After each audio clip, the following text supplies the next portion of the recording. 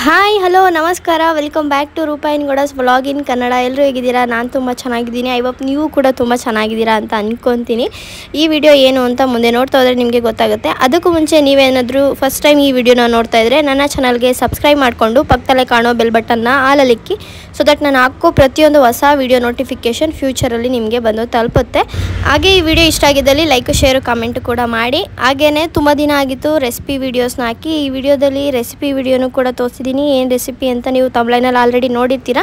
ಅದನ್ನು ಕೂಡ ನಾನು ತೋರಿಸಿದ್ದೀನಿ ಸ್ಟೆಪ್ ಬೈ ಸ್ಟೆಪ್ ಯಾವ ರೀತಿ ಮಾಡೋದು, ಅದನ್ನು ಕೂಡ ಮಿಸ್ ಮಾಡ್ದಲ್ಲೇ ನೋಡಿ. ಬನ್ನಿ ಇವಾಗ ಏನೇನು ಆಗ್ತಿದೆ, ಎಲ್ಲಿಗೆ ಬಂದಿದ್ದೀನಿ ಅದನ್ನೆಲ್ಲ ಕೂಡ ಡೀಟೇಲ್ಸ್ನ ಕೊಡ್ತೀನಿ. ನಾನಿವತ್ತು ಬಂದಿರೋದು ಸಂಪ್ರೀತ್ ಅವರೂರು CS ಪುರಗೆ. ಇಲ್ಲಿ ಅವರು 5 ದೇವ್ರನ್ನ ಕರೆಸಿ ಅರ್ಸವೆ ಮಾಡ್ತಾ ಇದ್ದಾರೆ. ಹಂಗಾಗಿ ನಾನು ಇವತ್ತು ಇಲ್ಲಿಗೆ ಬಂದಿದ್ದೆ. ಸಂಜೆ ನಾನು ಹೊರಟಿದ್ದು, ಅಂದರೆ ನಾಳೆ ಹೋಗೋಣ ಫಂಕ್ಷನ್ಗೆ ಅಂತ ಅಂದ್ಕೊಂಡೆ. ಬಟ್ ಅವರು ಬನ್ನಿ ಅಂತ ಫೋರ್ಸ್ ಮಾಡಿದ್ರು. ಹಂಗಾಗಿ ನಾನು ಒಬ್ಬಳೇ ಬಂದೆ. ನಾಳೆ ಅಪ್ಪ ಅಮ್ಮ ಕರ್ಕೊಂಬರ್ತಾರೆ. ಹಾಗಾಗಿ ನಾನು ಒಬ್ಬಳೇ ಬಂದೆ. ಅವ್ರು ಸ್ವಲ್ಪ ಸ್ಯಾರಿ ಎಕ್ಸ್ಟೆಂಡ್ ಮಾಡಿಕೊಡುವಂತೆ ಬಾ ಅಂತ ಅಂದರು. ಆದರೆ ನಾನು ಇಲ್ಲಿಗೆ ಬರೋ ಅಷ್ಟರಲ್ಲಿ ಅವ್ರು ಆಲೇ ರೆಡಿ ಆಗಿಬಿಟ್ಟು ದೇವಸ್ಥಾನದ ಹತ್ರ ದೇವ್ರನ್ನೆಲ್ಲ ಮೆರವಣಿಗೆ ಕಳ್ಸೋಕ್ಕೆ ಅಂತ ಹೊರಟೋಗಿದ್ರು. ಆಮೇಲೆ ಅಲ್ಲಿಗೆ ಹೋದೆ. ನಾನು ಅವ್ರ ಮನೆ ಹತ್ರ ಹೋದೆ. ಆವಾಗ ಅವರು ಕರ್ಕೊಂಡು ಹೋಗ್ತಾಯಿದ್ರು. ಇನ್ನೇನು ನಾನು ದೇವಸ್ಥಾನ ಹತ್ರನೇ ಹೋದೆ. ಅಲ್ಲಿ ಹೋಗಿ ಆಮೇಲೆ ಮತ್ತೆ ನಾವು ಮನೆಗೆ ಬಂದು ಸ್ಯಾರಿ ಸರಿ ಮಾಡಿಕೊಂಡು ಆಮೇಲೆ ಮತ್ತೆ ಎಲ್ಲ ಹಂಗಂಗೆ ಬಿಸಾಡಿ ಬಂದಿದ್ರು. ಅದನ್ನೆಲ್ಲ ಸರಿ ಮಾಡಿ ಮತ್ತೆ ದೇವಸ್ಥಾನ ಹತ್ರ ಹೋಗಿ ಎಲ್ಲ ದೇವ್ರನ್ನೂ ಪಲ್ಲಕ್ಕಿ ಮೇಲೆ ಕೂರಿಸ್ಕೊಂಡು ಮೆರವಣಿಗೆ ಕರ್ಕೊಂಡು ಹೋಗ್ತಿದ್ರು. ನಾವು ಹಿಂದೇನು ಹೋಗಲಿಲ್ಲ. ಸ್ವಲ್ಪ ದೂರ ಹೋಗಿ ಆಮೇಲೆ ಮತ್ತೆ ವಾಪಸ್ ಮನೆಗೆ ಬಂದ್ವಿ. ಮನೆಗೆ ಬಂದು ದೇವ್ರು ಬಂದಾಗ ಎಲ್ಲ ರೆಡಿ ಮಾಡ್ಕೊಳ್ಬೇಕು ಅಂತ ಬಂದಿದ್ವಿ. ಆಮೇಲೆ ನಾವು ಬಂದು ಊಟ ಎಲ್ಲ ಮಾಡಿಸಿದ್ರು. ಟೊಮೆಟೊ ಬಾತು, ಕಾಳು ಗೊಜ್ಜು, ಕೋಸಂಬರಿ, ಹಪ್ಪಳ ಉಪ್ಪಿನಕಾಯಿ ಎಲ್ಲ ಮಾಡಿಸಿದ್ರು. ಅಲ್ಲಿ ಗ್ರೀನ್ ಸ್ಯಾರಿ ಕೂತಿದ್ರಲ್ಲ ಅವರು ನನ್ನ ಸಬ್ಸ್ಕ್ರೈಬರ್ ಅಂತೆ. ಅವರು ನೋಡಿ ನನಗೆ ಗುರ್ತಿಡ್ದು ಮಾತಾಡ್ಸಿದ್ರು. ನನಗೆ ತುಂಬ ಖುಷಿ ಆಯಿತು ಅವರು ಮಾತಾಡ್ಸಿದ್ದಕ್ಕೆ. ಆ್ಯಂಡ್ ನೆಕ್ಸ್ಟು ಊಟ ಎಲ್ಲ ಮಾಡಿಕೊಂಡು ಬಂದ್ವಿ. ಅಷ್ಟರಲ್ಲಿ ಎಲ್ಲ ದೇವ್ರೂ ಕೂಡ ಮೆರವಣಿಗೆ ಎಲ್ಲ ಮುಗಿಸ್ಕೊಂಡು ಈಗ ಮನೇಲಿ ಕೂರ್ಸೋದಕ್ಕೆ ಕರ್ಕೊಂಬರ್ತಿದ್ದಾರೆ. ದೇವ್ರ ಮೆರವಣಿಗೆ ಮಾಡಿಸಿ ಕುಣಿಸಿ ಎಲ್ಲ ಮಾಡಿ ಎಲ್ಲ ಮುಗಿಯೋ ಅಷ್ಟರಲ್ಲಿ 1-1:30 ಆಗೋಗಿತ್ತು. ದೇವರು ಎಲ್ಲ ಮನೇಲಿ ಒಳಗಡೆ ಬಂದು ಕೂತ್ಕೊಂಡು ಎಲ್ಲ ಪೂಜೆ ಎಲ್ಲ ಮಾಡೋ ಅಷ್ಟರಲ್ಲಿ ಶನಿ ಮಹಾತ್ಮ ದೇವರು ಮತ್ತು ಲಕ್ಷ್ಮೀ ದೇವರು ಎರಡೂ ನೈಟೇನೆ ಹೊರಟೋಯ್ತು. ಅದು ನಾನ್ ವೆಜ್ ತಿನ್ನೋ ದೇವ್ರು ಮಾತ್ರ ಬೆಟ್ಟದ ರಂಗಸ್ವಾಮಿ ಮತ್ತು ಮಾರಮ್ಮ ಅಂತೆ. ಮತ್ತು ಇನ್ನೊಂದು ದೇವರು ನಂಗೆ ಹೆಸರು ನೆನಪಾಗ್ತಾಯಿಲ್ಲ, ತುಂಬ ದಿನ ಆದಮೇಲೆ ವಾಯ್ಸ್ ಓವರ್ ಕೊಡ್ತಾಯಿದ್ದೀನಿ. ಹಂಗಾಗಿ 3 ದೇವ್ರು ಮಾತ್ರ ಮನೆಯಲ್ಲೇ ಇತ್ತು. ದೇವ್ರು ಕುಣಿಯೋದು ಮತ್ತು ಈ ಥರ ಎಲ್ಲ ದೇವ್ರದ್ದು ಕಾರ್ಯ ನೋಡೋದಕ್ಕೆ ತುಂಬಾ ಚೆನ್ನಾಗಿ ಅನ್ನಿಸ್ತಾಯಿತ್ತು. ತುಂಬ ಖುಷಿ ಆಯಿತು ನನಗಂತೂ ಬಂದಿದ್ದಕ್ಕೆ. ನಾನು ಬೆಳಗ್ಗೆ ಬಂದಿದ್ದರೆ ಇದನ್ನೆಲ್ಲ ಮಿಸ್ ಮಾಡ್ಕೊತಿದ್ದೆ ಅನ್ನಿಸ್ತು. ಆಮೇಲೆ ಕಳಶ ಹೊತ್ತಿರೋ ಹುಡುಗಿ ಮೇಲೆ ದೇವ್ರು ಕೂಡ ಬಂದಿತ್ತು. ನಾನು ಎಂಟ್ರಿ ಆಗಿದ್ದಾಗಲೇ ಬಂದಿತ್ತು ಅವರಿಗೆ. ಏನೋ ಒಂಥರ ಮೈಯೆಲ್ಲ ಜುಮ್ಮನ್ನಂಗೆ ಆಗುತ್ತೆ. ನಿಮಗೂ ಯಾರಿಗಾದರೂ ಈ ಥರ ಅನುಭವ ಆಗಿದ್ದರೆ ನೀವು ಕೂಡ ಕಮೆಂಟ್ ಮಾಡಿ ನನಗೆ ತಿಳಿಸಿ. And next day morning Sampreeth ಅವರು ಕಳಶ ಹೊತ್ಕೊಂಡಿದ್ರು. ಅವ್ರ ಮೇಲೂ ಕೂಡ ಹಂಗೇ ದೇವ್ರು ಬಂದಿತ್ತು. ಅಪ್ಪ, ಅಮ್ಮ, ಅಪ್ಪು ಮತ್ತು ನನ್ನ ಹಸ್ಬೆಂಡು ಮತ್ತು 1 ಅವರ್ದವ್ರ ಅಂಕಲ್ ಆಂಟಿ ಎಲ್ಲರೂ ಕೂಡ ಆಟೋ ಮಾಡಿಕೊಂಡು ಒಂದು 12 ಗಂಟೆ ಅಷ್ಟರಲ್ಲಿ ಬಂದರು. ಬೆಳಿಗ್ಗೆನೂ ಕೂಡ ಏನೇನೋ ಮೆರವಣಿಗೆ ಎಲ್ಲ ಇತ್ತು, ಅದಕ್ಕೆ ಕರ್ಕೊಂಡು ಹೋಗಿದ್ರು. ಅವರೆಲ್ಲ ಕರ್ಕೊಂಡು ದೇವ್ರನ್ನೆಲ್ಲ ಕರ್ಕೊಂಡು ಇವಾಗ್ಲೂ ಕೂಡ ಏನೇನೋ ಪೂಜೆಗಳೆಲ್ಲ ಇತ್ತು, ಅದನ್ನೆಲ್ಲ ಮಾಡ್ತಾಯಿದ್ದಾರೆ. ಸಂಪ್ರೀತ್ ಅವರು ಫುಲ್ಲು ದೇವ್ರು ಬಂದ್ಬಿಟ್ಟಿತ್ತು ಕಳಶ ಹೊತ್ತಿದ್ದಕ್ಕೆ.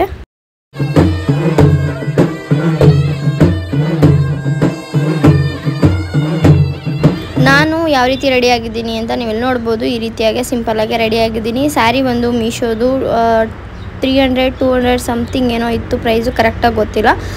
ನೋಡಿ ಸಿಕ್ಕಿದ್ರೆ ನಾನು ಇಲ್ಲಿ ಹ್ಯಾಡ್ ಮಾಡ್ತೀನಿ ಪ್ರೈಸು. ಮತ್ತು ಬ್ಲೌಸ್ ಕೂಡ ಮೀಶೋದೇ 300 ರೂಪೀಸ್. ಅದನ್ನು ಫಿಟ್ ಮಾಡಿಸ್ಕೊಂಡು ನೀಟಾಗಿ ಮಾಡಿಸ್ಕೊಂಡಿದ್ದೆ ಇದಕ್ಕೆ ಮ್ಯಾಚ್ ಆಗೋ ಥರ. ತುಂಬ ಚೆನ್ನಾಗಿ ಕಾಣಿಸ್ತಾಯಿತ್ತು. ನನಗಂತೂ ತುಂಬಾ ಇಷ್ಟ ಆಯಿತು. ಆ್ಯಂಡ್ ಇವಾಗ ಫಂಕ್ಷನ್ ಎಲ್ಲ ಮುಗೀತಾ ಬಂತಿದೆ. ಅಂದರೆ ದೇವ್ರದ್ದು ಕುಣಿಸೋದು ಮೆರೆಸೋದು ಈ ಥರ ಎಲ್ಲ. ಅಪ್ಪು ಅದನ್ನು ನೋಡಿಬಿಟ್ಟು ಅವನು ಕುಣಿತಾ ಇರೋದು. ಅಲ್ಲಿ ಟಮಟೆ ಎಲ್ಲ ಬಡಿತಾ ಇದ್ರಲ್ಲ, ಹಂಗಾಗಿ ಅವನು ಕುಣಿತಾ ಇದ್ದಾನೆ.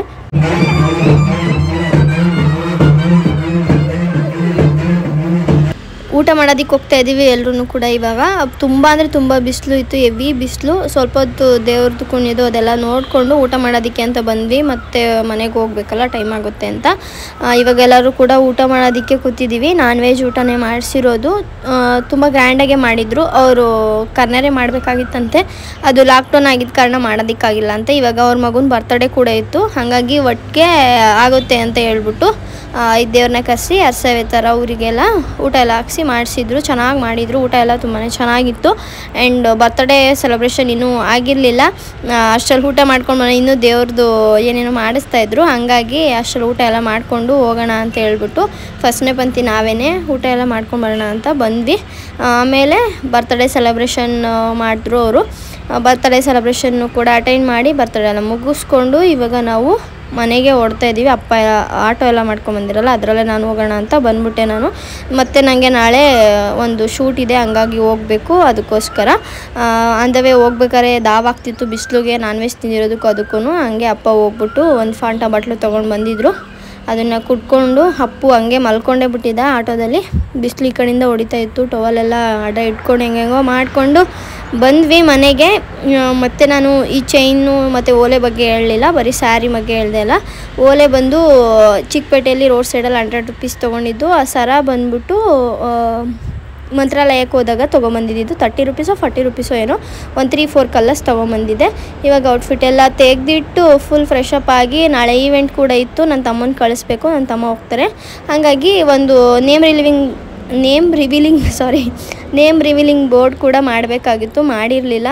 ಅಂದರೆ ಎಲ್ಲ ಐಟಮ್ ಎಲ್ಲ ತೊಗೊಂಬಂದಿದ್ದೆ, ಅದು ಇದು ಅಂದ್ಕೊಂಡು ಮಾಡೋಣ ಇನ್ನೂ ಟೈಮ್ ಇದೆ ಅಂತ ಅಂದ್ಕೊಂಡು ಕೇರ್ಲೆಸ್ ಮಾಡಿಬಿಡ್ತೀನಿ. ಹತ್ರ ಬಂದಾಗ ಸ್ವಲ್ಪ ಪ್ಯಾನಿಕ್ ಹಾಕ್ಕೊಂಡು ಬೇಗ ಮಾಡೋಕ್ಕೆ ಇದು ಮಾಡ್ತಾಯಿರ್ತೀನಿ. ಹಾಗಾಗಿ ಬೆಳಗ್ಗೆನೇ ಇರೋದಲ್ವ, ಇವಾಗ ಮಾಡಿದ್ರೆ ಸರಿ ಹೋಗುತ್ತೆ ಅಂತ ಹೇಳ್ಬಿಟ್ಟು ಇವಾಗ ಮಾಡೋದಕ್ಕೆ ರೆಡಿ ಮಾಡ್ತಾಯಿದ್ದೀನಿ ನಾನು ನನ್ನ ತಮ್ಮ ಸೇರಿಕೊಂಡು.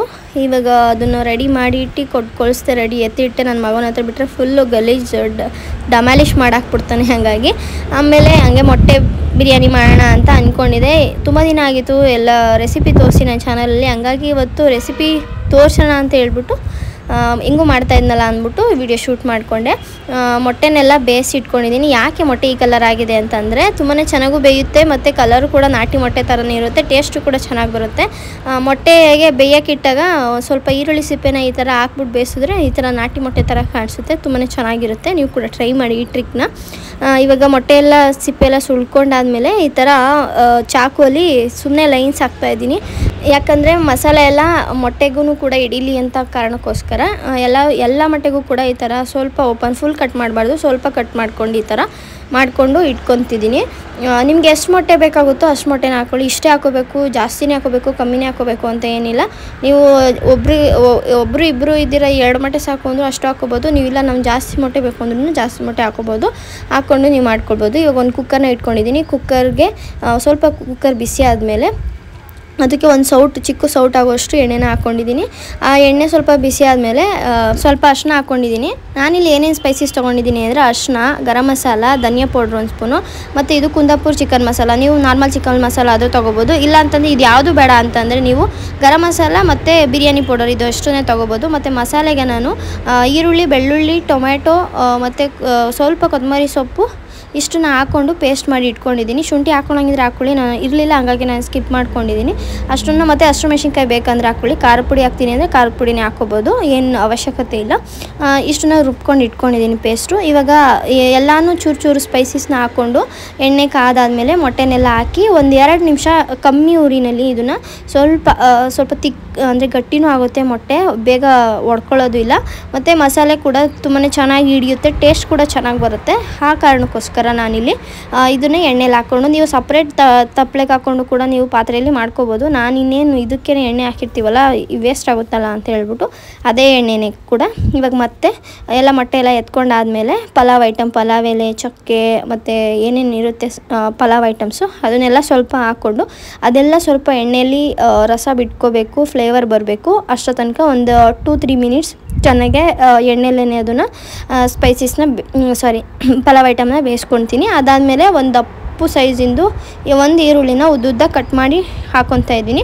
ಇದು ಕೂಡ ಸ್ವಲ್ಪ ಸಾಫ್ಟ್ ಆಗಬೇಕು, ಕಲರ್ ಚೇಂಜ್ ಆಗಬೇಕು, ಅಂದರೆ ಕಲರ್ ಗೊತ್ತಾಗಲ್ಲ, ಅಂದರೆ ಸ್ಪೈಸಸ್ ಎಲ್ಲ ಹಾಕಿದ್ನಲ್ಲ ಹಂಗಾಗಿ ಸ್ವಲ್ಪ ಉಪ್ಪು ಹಾಕ್ಕೊತಾ ಇದ್ದೀನಿ. ಈರುಳ್ಳಿ ಬೇಗ ಫ್ರೈ ಆಗುತ್ತೆ. ಸಣ್ಣ ಉಪ್ಪು ಹೆಂಗೋ ಸಿಗಲಿಲ್ಲ, ಹಂಗಾಗಿ ನಾನು ದಪ್ಪ ಉಪ್ಪೇನೆ ಹಾಕ್ಕೊಂಡಿದ್ದೀನಿ. ಸಣ್ಣ ಉಪ್ಪಿದ್ರೆ ಸಣ್ಣ ಉಪ್ಪೇ ಹಾಕ್ಕೊಳ್ಳಿ. ನಾನಿಲ್ಲಿ 2.5 ಗ್ಲಾಸ್ ಆಗೋಷ್ಟು ಸೋನಾ ಮಸೂರಿ ಅಕ್ಕಿನ ಇಟ್ಕೊಂಡಿದ್ದೀನಿ. ಇದನ್ನು 1-2 ಸರಿ 3 ಸರಿ ತೊಳೆದು ಇಟ್ಕೊತಿದ್ದೀನಿ. ಈರುಳ್ಳಿ ಫ್ರೈ ಆಗೋ ತನಕ ಅಷ್ಟರಲ್ಲಿ ಇದೂ ಆಗುತ್ತೆ ಅಂತ ಹೇಳ್ಬಿಟ್ಟು ಸೈಡಲ್ಲಿ ಇದನ್ನು ಕೂಡ ನಾನು ತೊಳೆದು ಇಟ್ಕೊತಾ ಇದ್ದೀನಿ. ಇದು ಸೋನಾ ಮಸೂರಿ ಅಕ್ಕಿ ಏನಾಯಿತು ಅಂತ ಅಂದರೆ ನಮ್ಮ ಅಪ್ಪ ಮತ್ತೆ ಯಾರು ಹೋಗ್ತಾರೆ ಅಂತ 2 ಮೂಟೆ ಸೋನಾ ಮಸೂರಿ ಅಕ್ಕಿ ಕೊಡಿ ಅಂತ ಕೇಳ್ಬಿಟ್ಟಿದ್ದಾರೆ. ಅವ್ರು ಏನೋ ಫಂಕ್ಷನ್ ಮಾಡ್ತಿರ್ಬೇಕು ಅಂತ ಹಳೆ ಅಕ್ಕಿನ ಏನೋ ಗೊತ್ತಿಲ್ಲ ಕೊಟ್ಬಿಟ್ಟಿದ್ದಾರೆ. ಅದು ಸೋನಾ ಮಸೂರಿ ಅಕ್ಕಿ ಈ ಕಲರ್ ಬಂದುಬಿಟ್ಟಿದೆ. ಅನ್ನ ಮಾಡಿದಾಗೆಲ್ಲ ಒಂದೊಂದ್ಸತಿ ಬ್ರೌನ್ ಕಲರ್ ಆ ಥರ ಆಗಿಬಿಡುತ್ತೆ. ನೀವು ತರಬೇಕಾದ್ರೆ ನೋಡ್ಕೊಂಡು ತೊಗೊಂಬನ್ನಿ. ನಮ್ಮ ಅಪ್ಪನ ಥರ ತಪ್ಪು ಮಾಡೋಕ್ಕೆ ಹೋಗಬೇಡಿ. ಜಾಸ್ತಿ ಕೇಳಿದ್ರೆ ಫಂಕ್ಷನ್ಗೆ ಇರಬೇಕು, ಒಂದೇ ಸರಿ ಹಾಕಿ ಖಾಲಿ ಮಾಡಿಬಿಡ್ತಾರೆ, ಮತ್ತು ರಿಟರ್ನ್ ತರಲ್ಲ ಅನ್ನೋ ಕಾರಣಕ್ಕೆ ಅವ್ರು ಹಂಗೆ ಕೊಡ್ತಾರೇನೋ ಗೊತ್ತಿಲ್ಲ. ಅದಕ್ಕೋಸ್ಕರ ಹೇಳಿದೆ. ಇವಾಗ ಈರುಳ್ಳಿ ಎಲ್ಲ ಸ್ವಲ್ಪ ಫ್ರೈ ಆದಮೇಲೆ ಒಂದು 4ರಿಂದ 5 ಟೊಮೆಟೊನ ನಾನು ಉದ್ದುದಾಗಿ ಕಟ್ ಮಾಡಿ ಇಟ್ಕೊಂಡಿದ್ದೆ, ಅದನ್ನು ಹಾಕ್ಕೊಂಡಿದ್ದೀನಿ. ಇವಾಗ ಅದು ಸ್ವಲ್ಪ ಸಾಫ್ಟ್ ಆಗಬೇಕು, ಕಲರ್ ಕೂಡ ಬಿಟ್ಕೊಳ್ಳುತ್ತೆ. ಅಲ್ಲಿ ತನಕ ಅದನ್ನು ಫ್ರೈ ಮಾಡ್ಕೊಂಡಾಯಿತು. ಸಾಫ್ಟ್ ಆದಮೇಲೆ ನಾನು ಏನೇನು ಸ್ಪೈಸಸ್ ತೋರಿಸಿದೆ ಹೇಳಿದೆ ಕೂಡ ಅದನ್ನು ಇವಾಗ ಹಾಕ್ಕೊಂಡಿದ್ದೀನಿ. ಅದು ಹಾಕ್ಕೊಂಡು ಇದನ್ನು ಕೂಡ 1-2-3 ಮಿನಿಟ್ಸ್ ಅದನ್ನು ಫ್ರೈ ಮಾಡ್ಕೊತಾ ಇದ್ದೀನಿ. ಅದು ಎಣ್ಣೆ ಎಲ್ಲ ಬಿಟ್ಕೊಳ್ಳುತ್ತೆ ಸೈಡಲ್ಲಿ, ನೀವು ನೋಡ್ಬೋದು. ಅವಾಗ ನೀಟಾಗಿ ಆಗಿದೆ ಅಂತ ಅರ್ಥ. ಇವಾಗ ಸ್ವಲ್ಪ ಎಣ್ಣೆ ಎಲ್ಲ ಬಿಟ್ಕೊಂಡಿದೆ, ಕಾಣಿಸ್ತಾ ಇರ್ಬೋದು, ನೋಡ್ಬೋದು ನೀವು. ಇವಾಗ ಇದೊಂಚೂರು ಮಸಾಲೆನ ಮೊಟ್ಟೆಗೆಲ್ಲ ಹಾಕಿ ಸ್ವಲ್ಪ ಸವರ್ತಾ ಇದ್ದೀನಿ ನೀಟಾಗೆ. ಇವಾಗ ಇದಕ್ಕೆ ರುಬ್ಬಿಟ್ಕೊಂಡಿರೋ ಅಂಥ ಪೇಸ್ಟ್ನ ನಾನು ಹಾಕ್ಕೊತಾ ಇದ್ದೀನಿ. ಇದನ್ನು ಹಾಕ್ಕೊಂಡ್ರೂ ಆಗುತ್ತೆ, ಹಾಕಿಲ್ಲ ಅಂದರೂ ಆಗುತ್ತೆ. ಹಾಕಿದ್ರೆ ತುಂಬಾ ಟೇಸ್ಟ್ ಬರುತ್ತೆ, ಹಂಗಾಗಿ ಪೇಸ್ಟ್ನ ಹಾಕ್ಕೊಳ್ಳಿ, ತುಂಬಾ ಚೆನ್ನಾಗಿರುತ್ತೆ. ಇವಾಗ ಇದನ್ನು ಕೂಡ 1-2-3 ಮಿನಿಟ್ಸ್ ಚೆನ್ನಾಗಿ ಹಸಿ ಸ್ಮೆಲ್ ಹೋಗೋ ತನಕ ಇದನ್ನು ನೀಟಾಗೆ ಬೇಯಿಸ್ಕೊಳ್ಬೇಕು. ಒಗ್ಗರಣೆಯಲ್ಲೇ ಅಷ್ಟೇ, ಏನೇ ಆದ್ರೂ ಒಗ್ಗರಣೆಯಲ್ಲಿ ಬೆಂದ್ರೇ ತುಂಬಾ ಟೇಸ್ಟ್ ಬರೋದು. ಹಾಗಾಗಿ ಇವಾಗ ಮಿಕ್ಸಿ ಜಾರಲ್ಲಿ ಮಿಕ್ಕಿರೋ ಮಸಾಲೆಗೆ ಇವಾಗ ನಾನು 2.5 ಗ್ಲಾಸಿಗೆ 5 ಗ್ಲಾಸ್ ಆಗೋಷ್ಟು ಈ ಗ್ಲಾಸಲ್ಲಿ ನೀರನ್ನ ಹಾಕ್ಕೊತಾ ಇದ್ದೀನಿ. ನಂಗೆ ಹಂಗೆ ಅಂದಾಜು ಮೇಲೆ ಹಾಕೋಕ್ಕೆ ಬರೋಲ್ಲ, ಹಂಗಾಗಿ ನಾನು ಅಳತೆ ಮಾಡಿಕೊಂಡೆ. ನಾನು ಪ್ರತಿ ಸರಿ ಪಲಾವ್ ಬಿರಿಯಾನಿ ಏನೇ ಮಾಡಬೇಕು ಅಂದ್ರೂ ಈ ಥರ ಅಳತೆ ಮಾಡಿಕೊಂಡೇ ನೀರು ಹಾಕ್ಕೊಳ್ಳೋದು. ಹಂಗೆ ಅಂದಾಜು ಮೇಲೆ ಹಾಕೋದಕ್ಕೆ ಬರೋಲ್ಲ. ನನಗೆ ಕ್ಯಾಪಲ್ಲೂ ಕೂಡ ಹಂಗೆ ಮಸಾಲೆ ಇತ್ತು, ಸ್ವಲ್ಪ ಹಿಂಗೆ ಶೇಕ್ ಮಾಡಿಬಿಟ್ಟು ನೀಟಾಗೆ ಇವಾಗ ಹಾಕ್ಕೊತಾ ಇದ್ದೀನಿ ನೀರನ್ನೆಲ್ಲ ಕೂಡ. ಮಸಾಲೆ ವೇಸ್ಟ್ ಮಾಡಬಾರ್ದು, ಚೆನ್ನಾಗಿರುತ್ತೆ ಮಸಾಲೆ ಎಲ್ಲ ವೇಸ್ಟ್ ಮಾಡಬೇಡಿ. ನಾವು ಎಷ್ಟು ಬೇಕಷ್ಟೇ ರುಬ್ಬಿರ್ತೀವಲ್ವ, ಹಂಗಾಗಿ ಇವಾಗ ಇದೆಲ್ಲ ನೀಟಾಗೆ ಇದು ಕೂಡ ಮಸಾಲೆ ಎಲ್ಲ ನೀಟಾಗಿ ಬೆಂದಿದೆ. ಇವಾಗ ಇದಕ್ಕೆ ಆ ನೀರು ಏನು ತೊಗೊಂಡಿದ್ವಿ ಆ ನೀರನ್ನ ಇವಾಗ ಹಾಕ್ಕೊತಾ ಇದ್ದೀನಿ. ತುಂಬಾ ಚೆನ್ನಾಗಾಗುತ್ತೆ. ಬ್ಯಾಚುಲರ್ಸ್ ಆಗಿರ್ಬೋದು, ಈ ಬೇಗ ಏನೂ ಇಲ್ಲ ಅಂದಾಗ ಈ ಥರ ಮಾಡಿಕೊಂಡ್ರೆ ತುಂಬಾ ಚೆನ್ನಾಗಾಗುತ್ತೆ. ಸಾಂಬಾರಿಗೆ ಏನೂ ಇಲ್ಲ ಅಂದಾಗ ಅನ್ನ ಸಾಂಬಾರು ಒಟ್ಟಿಗೆ ಮಾಡ್ಕೊಬೋದು. ನಾವು ಜಾಸ್ತಿ ಇದನ್ನು ನೈಟ್ ಟೈಮ್ಗೆ ಮಾಡ್ಕೊತೀವಿ. ಎಲ್ಲರೂ ಕೂಡ ಒಟ್ಟಿಗೆ ಕುತ್ಕೊಂಡು ತಿನ್ಬೋದು ನೈಟ್ ಟೈಮಲ್ಲಿ ಅಂತ ಹೇಳ್ಬಿಟ್ಟು ನೈಟ್ಗೆ ಮಾಡ್ತೀವಿ. ನೀವು ಕೂಡ ಟ್ರೈ ಮಾಡಿ, ಚೆನ್ನಾಗಿರುತ್ತೆ. ಇವಾಗ ನೀರೆಲ್ಲ ಹಾಕಿ ಇದನ್ನು ಕುದಿಯೋದಕ್ಕೆ ಬಿಡ್ತಾಯಿದ್ದೀನಿ. ಬರೀ ಮಸಾಲೆಯಾಗಿ ಮಾತ್ರ ಅದು ನಾನು ಉಪ್ಪನ್ನ ಹಾಕಿದ್ದೆ. ನೀರು ಹಾಕಿದ್ಮೇಲೆ ಅಕ್ಕಿಗೆಲ್ಲ ಹಿಡಿಯೋ ಥರ ಉಪ್ಪು ಹಾಕಿರಲಿಲ್ಲ, ಹಂಗಾಗಿ ಇವಾಗ ಉಪ್ಪನ್ನ ಹಾಕ್ಕೊಂಡೆ. ಇವಾಗ ಇದು ನೀಟಾಗಿ ಕುದೀತಾ ಇದೆ. ಇವಾಗ ಉಪ್ಪು ಸಪ್ಪೆ ಎಲ್ಲ ಅಂದರೆ ಖಾರ ಉಪ್ಪು ಕರೆಕ್ಟಾಗಿದೆಯಾ ನೋಡಿಕೊಂಡು ನಾನಿವಾಗ ಇದಕ್ಕೆ ತೊಳೆದಿಟ್ಕೊಂಡಿರೋಂಥ ಅಕ್ಕಿ ಪೂರ್ತಿ ನಾನು ಹಾಕ್ಕೊಂಡು ಒಂದು ಸತಿ ನೀಟಾಗೆ ಮಿಕ್ಸ್ ಮಾಡ್ಕೊತಾ ಇದ್ದೀನಿ. ನೀವು ಬೇಕಿದ್ದರೆ ಇದಕ್ಕೆ ನಿಂಬು ರಸನೂ ಕೂಡ ನೀವು ಹಿಂಡ್ಕೊಳ್ಬೋದು, ತುಂಬಾ ಚೆನ್ನಾಗಿರುತ್ತೆ. ಉದುರಾಗಿ ಆಗುತ್ತೆ ಅನ್ನ. ಆದರೆ ನಾನು ಇಲ್ಲಿ ಟೊಮೆಟೊ ಜಾಸ್ತಿ ಹಾಕ್ಕೊಂಡಿದ್ದೆ, ಅದು ಹುಳಿ ಟೊಮೆಟೊ, ಪಾರಮ್ ಟೊಮೆಟೊ ಅಲ್ಲ. ಹಂಗಾಗಿ ನಾನು ನಿಂಬೆಹಣ್ಣೇನು ಹಾಕೊಳ್ಳೋದಕ್ಕೆ ಹೋಗಲಿಲ್ಲ. ಅದ್ರ ಮೇಲೆ ಸಣ್ಣದಾಗಿ ಕಟ್ ಮಾಡಿ ಇಟ್ಕೊಂಡಿರೋಂಥ ಕೊತ್ತಂಬರಿ ಸೊಪ್ಪನ್ನ ಹಾಕ್ಕೊಂಡಿದ್ದೀನಿ. ಆಮೇಲೆ ಎತ್ತಿಟ್ಕೊಂಡಿದ್ವಲ್ಲ ಮೊಟ್ಟೆ, ಅದನ್ನು ಕೂಡ ಇವಾಗಲೇ ಹಾಕಿ ಒಂದು ಸತಿ ನೀಟಾಗೆ ಮಿಕ್ಸ್ ಮಾಡ್ಕೊತಾ ಇದ್ದೀನಿ. ತಳ ಹತ್ತಬಾರ್ದು ಅನ್ನೋ ಕಾರಣಕ್ಕೆ ನೀಟಾಗೆ ಮಿಕ್ಸ್ ಮಾಡ್ಕೊಂಡು, ಜಾಸ್ತಿ ಮಿಕ್ಸ್ ಮಾಡೋಕ್ಕೆಲ್ಲ ಹೋಗ್ಬಾರ್ದು, ಮೊಟ್ಟೆ ಎಲ್ಲ ಒಡೆದೋಗ್ಬಿಡುತ್ತೆ. ಹಾಗಾಗಿ ನೀಟಾಗಿ ನೋಡಿಕೊಂಡು ಇವಾಗಲೂ ಕೂಡ ನೀವು ಉಪ್ಪು ಖಾರ ಎಲ್ಲ ಕರೆಕ್ಟಾಗಿದೆಯಾ ನೋಡಿಕೊಂಡು, ನೀವು ಬೇಕಿದ್ರೆ ಖಾರ ಏನಾದರೂ ಕಮ್ಮಿ ಆದರೆ ಖಾರದ ಪುಡಿ ಹಾಕ್ಕೋಬೋದು. ಇಲ್ಲ ಅಂತ ಅಂದರೆ ಉಪ್ಪು ಏನಾದರೂ ಕಮ್ಮಿ ಆಗಿದ್ರೆ ಉಪ್ಪು ಹಾಕ್ಕೊಂಡು ನೀಟಾಗೆ ಮಾಡ್ಕೋಬೇಕು. ಇವಾಗೆಲ್ಲ ರೆಡಿಯಾಗಿದೆ. ಒಂದು ಕುದಿ ಕೂಡ ಕುದ್ದಿದೆ. ಇವಾಗ ಇದನ್ನು ಕುಕ್ಕರ್ ಲಿಡ್ನ ಮುಚ್ಚಿ ನಾನಿವಾಗ ಇದನ್ನು ಒಂದೇ ವಿಷಲ್ ಕೂಗಿಸ್ತಿದ್ದೀನಿ. ಜಾಸ್ತಿ ವಿಷಲ್ ಕೂಗಿಸ್ಬಾರ್ದು, ಇದರಲ್ಲಿ ಬೇಯೋ ಅಂಥ ಐಟಮ್ ಏನೂ ಇಲ್ಲ, ಮೊಟ್ಟೆ ಆಲ್ರೆಡಿ ಬೆಂದಿದೆ ಅದು. ಹಂಗಾಗಿ ಇದನ್ನು ಒಂದೇ ವಿಷಲ್ ಮಾತ್ರ ಇವಾಗ ನಾನು ಇದನ್ನು ಕೂಗಿಸ್ಕೊತಾ ಇದ್ದೀನಿ. ನೀವು ಹಂಗೆ ಪಾತ್ರೆಲಾದರೂ ಮಾಡ್ಬೋದು, ಬಟ್ ನಾನು ಕುಕ್ಕರಲ್ಲೇ ರೂಢಿ, ಹಂಗಾಗಿ ನಾನು ಕುಕ್ಕರಲ್ಲೇ ಮಾಡ್ತಾಯಿದ್ದೀನಿ. ಒಂದು ವಿಷಲ್ ಇದು ಕೂಗಿ ಆಗಿದೆ. ಇವಾಗ ವಿಷಲ್ ಕೂಡ ಬಿಟ್ಟಿದೆ. ಇವಾಗ ಹೇಗೆ ಆಗಿದೆ ಅಂತ ಹೇಳ್ಬಿಟ್ಟು ನಿಮಗೆ ನಾನು ತೋರಿಸ್ತೀನಿ ನೋಡಿ. ತುಂಬಾ ಚೆನ್ನಾಗಾಗುತ್ತೆ, ಟ್ರೈ ಮಾಡಿ. ಅದು ಲಿಡ್ಡು ಒಂದೇ ಕೈಯಲ್ಲಿ ಓಪನ್ ಮಾಡ್ತಿದ್ನಲ್ವ, ಅದು ಹಂಗಾಗಿ ಓಪನ್ ಆಗ್ತಾ ಇರಲಿಲ್ಲ. ಹೆಂಗೋ ಫೈನಲಾಗಿ ಓಪನ್ ಮಾಡಿದೆ. ಈ ರೀತಿಯಾಗಿ ಮೊಟ್ಟೆ ಬಿರಿಯಾನಿ ರೆಡಿಯಾಗಿದೆ. ಕೆಲವೊಂದು ಮೊಟ್ಟೆಗಳ ಮೇಲೆ ಬಂದಿತ್ತು, ಕೆಲವೊಂದು ಮೊಟ್ಟೆಗಳ ಒಳಗಡೆನೇ ಇತ್ತು.